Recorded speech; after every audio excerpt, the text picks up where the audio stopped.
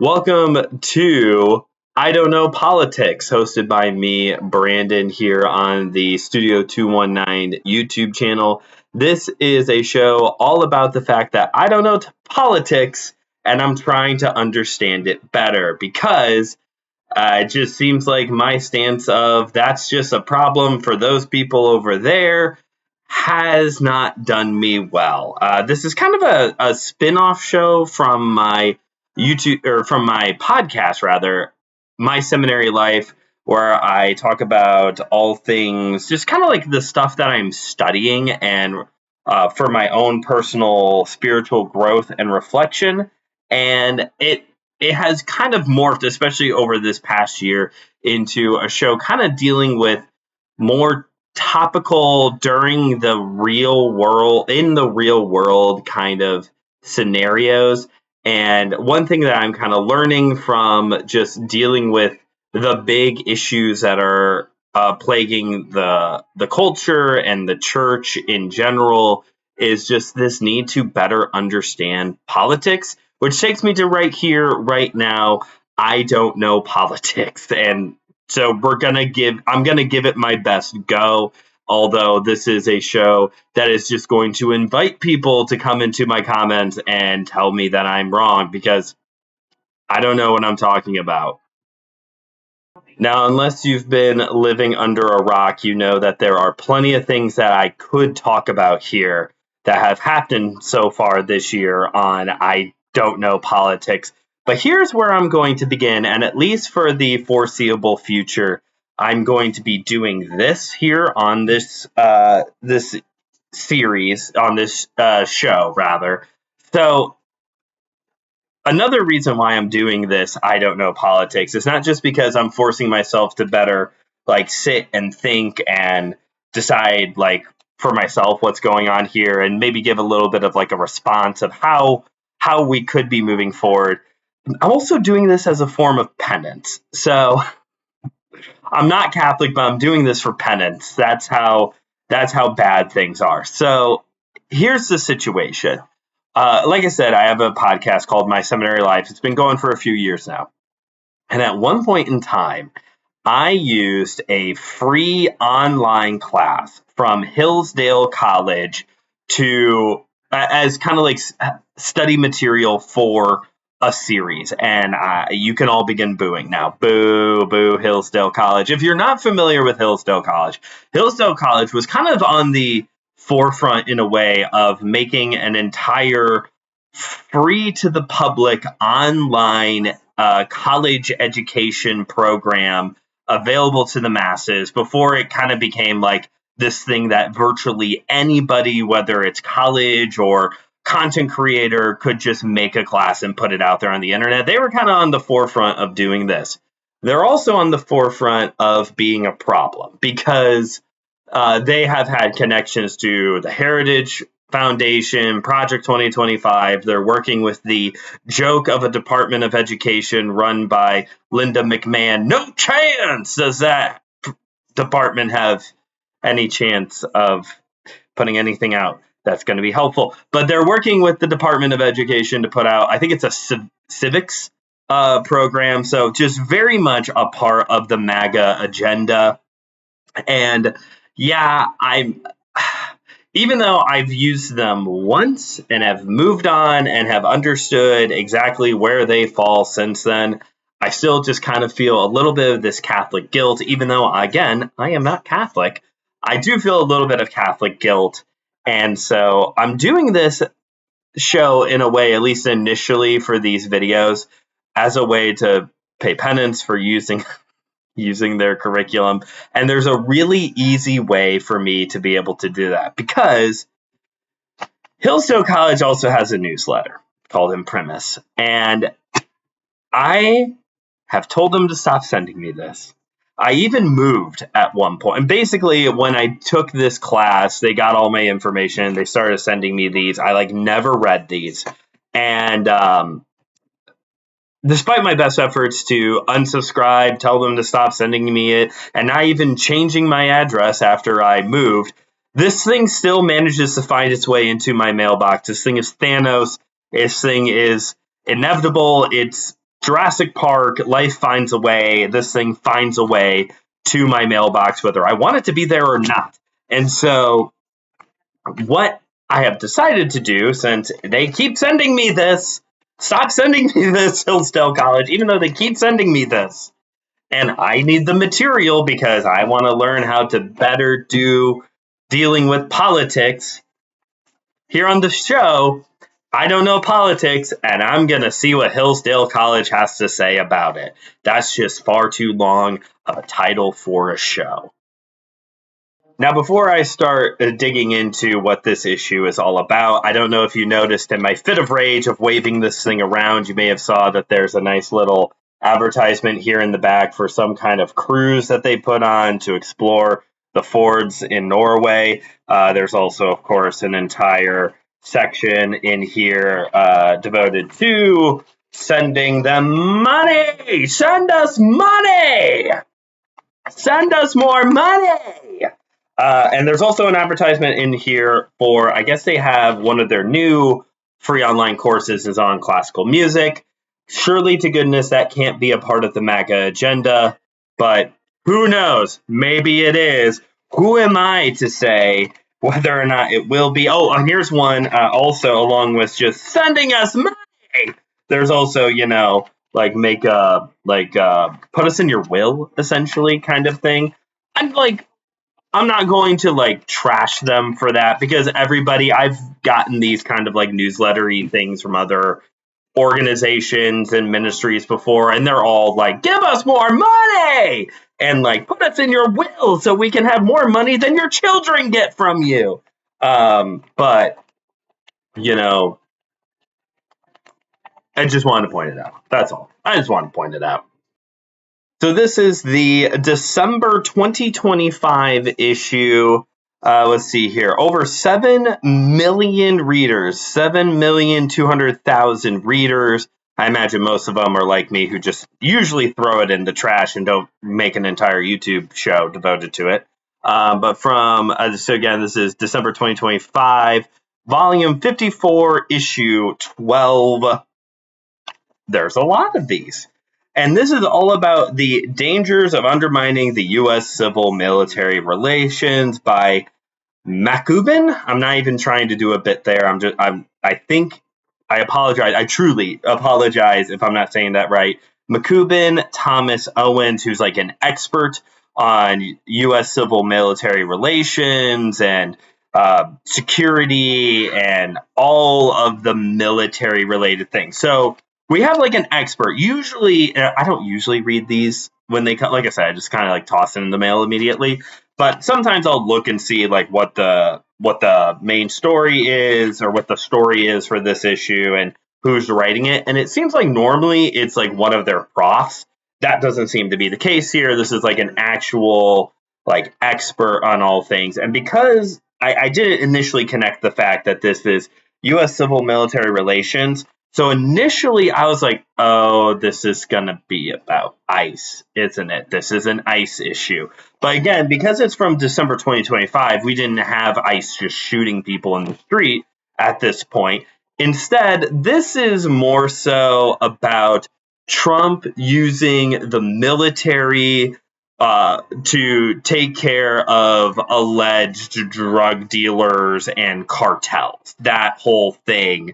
I know that seems like 100 years ago at this point because January was about 6 months worth of news stories packed into 3 weeks. But yeah, this is what this issue is about. It's about Trump using the military when it comes to suspected drug cartel, drug running operations in U.S. waters. It's a pretty short read. It was interesting, and given all of the stories and all of the events that have taken place since December 2025, I'm interested to see what the next issue is going to be about, if it is going to be about ICE or if it is going to be about the Epstein files, maybe invading, maybe about how we just kind of invade under other countries, whether we should be or not. I don't know. But right now we're dealing with drug cartels. Should Trump be instituting the military to take care of drug cartels? And along with that, like the relationship between the U.S. military and how civilians see the U.S. military, which again is why I initially thought this was going to be about ICE, because at least as of like a few days ago, like the um, positivity rating, the Rotten Tomatoes rating. I have to put things into context of things that I know because I don't know politics. The Rotten Tomatoes review of ICE is not very good. Like 60% of Americans do not favor what ICE is doing right now. But instead, this is kind of like the relationship between the military, how Trump has been using them, and how civilians, whether it's just average jokers like me or people in government, how they are relating to the military. Now, what's interesting about Owen's relationship here to what's going on is that basically he, without just like saying it straightforward, he doesn't seem to support Trump, and he doesn't seem to support the way that the military is being used to handle drug related cartel issues and whatnot. That being said, his purpose in all of this is showing that what Trump is doing is of instituting the military in civilian related things or to deal with drugs is not original to Trump. That's basically his purpose. Doesn't seem to be a fan of Donald Trump. Actually, kind of makes that pretty clear at the beginning and at the end of this. And he is very straightforward at one point about how he doesn't really support the use of the military this way, particularly in the, here's the phrase, war on drugs. But basically, his purpose in this article is to show that what Trump is doing is not necessarily, not that it's not necessarily wrong, because again, he doesn't agree with it, but that there isn't legal justification and precedent for what Trump has been doing here. I wanted to read you this excerpt. This comes near the end as he's kind of summarizing everything. So here it is. It is legitimate to argue that Trump's policy regarding these strikes, again, against like cartels and alleged boats bringing drugs into the United States, Trump's policy regarding these strikes is wrong-headed, but it is not unprecedented. Indeed, his interpretation of what constitutes the boundary of his military authority is historically ordinary. And that's what the bulk, like the middle section of this article is Owen showing how using the military in civilian related things or in drug related instances has some legal justification and also has precedent. So under Reagan's war on drugs, and then during the presidency of Jeffrey Epstein's buddy Bill Clinton, there was an act that was passed that basically legally justifies using the military against drug-related things. Okay, fine. And then further, and I guess I should say actually, in more recent history, we have seen instances of Obama and also Joe Biden using the military for drug-related issues without the approval of Congress, because of this act kind of allows the president to essentially like sidestep the need to get Congress's approval to go use the military in this fashion. So when it comes to all of that, this kind of reminds me of John Mulaney's joke during Trump's first presidency about, him just kind of comparing Trump's presidency to a horse being loose in a hospital. Again, I don't know politics, so I have to relate it to things that I do know. Trump's first presidency was like a horse loose in a hospital. It doesn't want to be there. It doesn't know. Nobody knows what a horse in a hospital loose in a hospital is going to do. And one of the like things he talks about in this bit is how, he says like, people will come up to me and be like, oh yeah, well, if you're mad about this that Trump's doing, what about this thing that someone else did 4 years prior? And John Mulaney says, I wasn't paying attention then. I am now. Plus, the guy who used to run things seems to knew what he was doing. That's kind of how I feel when it comes to politics now, and like the invention of this show of I Don't Know Politics, of like, it's easy for me to complain about Trump because I wasn't paying attention back then. I will allow this, that Joe Biden was president when I was a fully fledged adult. But like, when Obama was first elected, I was a kid. Like, I was not like a child, but I was a teenager. I was like a freshman in high school when Obama was initially elected, and I wasn't paying attention. All I was doing was regurgitating things that I heard my like very conservative Baptist Bible school teacher say. Like, I don't know. Obviously, Obama was treated as a bad person when I was in high school, given the like context that I was in. But here's the thing, like, now I can like come up and say, yeah, I don't think what Donald Trump is how Donald Trump is using the military is, and also ICE, if I'm extending this to current present times, like, no, I don't think this should be used the way that it is.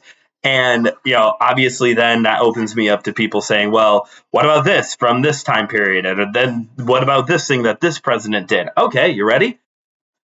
If it is If the legal ramifications is that the president has to get the approval of Congress in order to institute the military, then yeah, anybody who does that should be held accountable for it. That's what reforming things actually looks like. As somebody who spent a lot of time in Christianity, who was a part of the reformed side of Christianity, being reformed and seeking reformation doesn't mean that you hold to yourself to a very specific time capsule, but rather that you are actually active in changing things. So yeah, I will be front and saying that I don't agree with how Trump is using the military. I don't agree with how Trump is using ICE in the United States right now.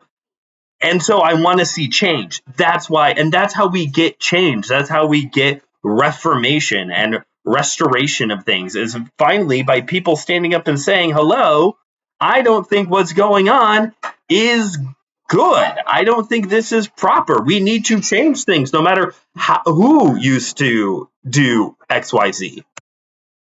Which kind of takes me now to the precedent aspect of Owen's argument about how what Trump is doing isn't necessarily like different from presidents in the past. But what's interesting is that when you expand beyond the war on terror, can you tell how old I am? When you expand from the war on drugs, rather, that's what I'm talking about. When you expand from the war on drugs to just larger examples, larger precedents from when presidents instituted the military into civilian affairs, I want to say like 90% of the examples he gives are of presidents who used the military post-Civil War to make sure that states were complying with new like Reconstruction policies and acts, and making sure that African Americans were given the freedom that they were supposed to have. Like, which is very different. I get it. I get you. To me, like, I get it in a way of like, okay, this is a civilian affair, and a president kind of overstepped their boundaries. I mean, he even talks about how when I think it was Eisenhower did this to ensure voting rights in a particular state, that the local government was calling Eisenhower Hitler.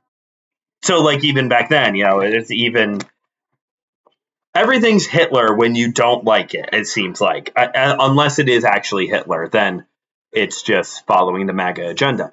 But the point I'm trying to make here is that I find that it's interesting that the other examples of this precedent of the president using the military in civilian matters was about preserving freedom and for a marginalized group, which I get it because you're instituting the military and civilian affairs. So yeah, like I get the connection, but it's also very different from like using it so that way we can bomb boats that are carrying alleged drugs. As I'm reading all of this, one thing keeps kind of coming to mind, and I had to do additional research because again, I don't know politics. And so as I'm reading all of this, I'm like, okay, there was a definite lack of the military being used in the civilian affair known as the January 6th insurrection. So like, what's the deal with that? Doesn't touch, this guy doesn't touch January 6th whatsoever in this article. And I think what's interesting is that I did some like research on all of this, which eventually led me to a pretty well written article from the New York Times on January 6th from pretty fresh after it happened.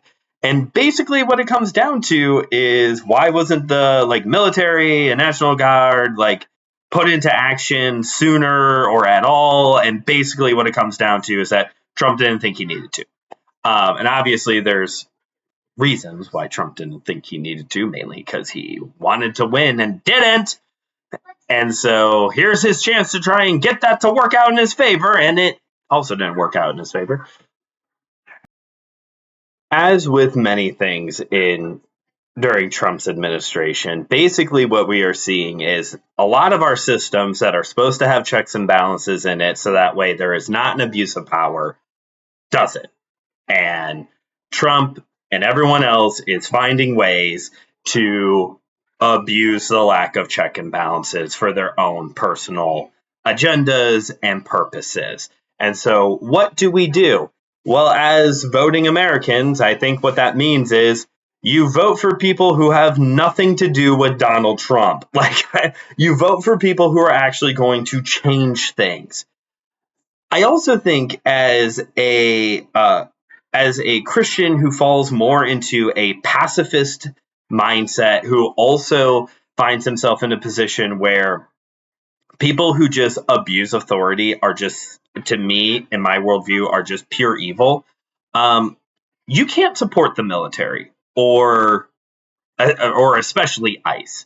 Like, I don't think there is a reason to be supporting. I don't understand how people support ICE. I don't think there is a reason to be supporting them or to be supporting what Trump is doing on these alleged drug cartels by institute, and just this whole idea of being able to institute the military in civilian matters at the drop of a hat, essentially, if he deems it necessary. If he doesn't deem it necessary, like January 6th, which is the biggest tell that this thing needs to be restored. And so that's my take. But I don't know politics, so take it for what it's worth, I guess. Thanks for watching this initial video. We'll see how many dislikes and angry comments I get on it. But if you're one of the 2 people who actually enjoyed it, like the video and make sure you subscribe to the channel if you haven't yet already. Kind of a place for faith and pop culture here. You'll see a lot of random pop culture, some sermons, some other things. And yeah, it's all over the place. I used to have a very strict identity here on the channel. It was a completely different thing. Then I rebooted it to kind of be like a wider gamut of worth of things. So that's where it's at right now. Thanks for watching. Check out some of the other stuff. I'm sure there's some kind of video that just popped up on the screen that you can check out. And yeah, when I've got another issue from them, we'll see. Maybe this will be the way that Hillsdale College stops sending me these. They're like, oh, that weird dude on the internet needs to stop talking about our stuff. We'll stop sending him things. But thanks for watching. Goodbye.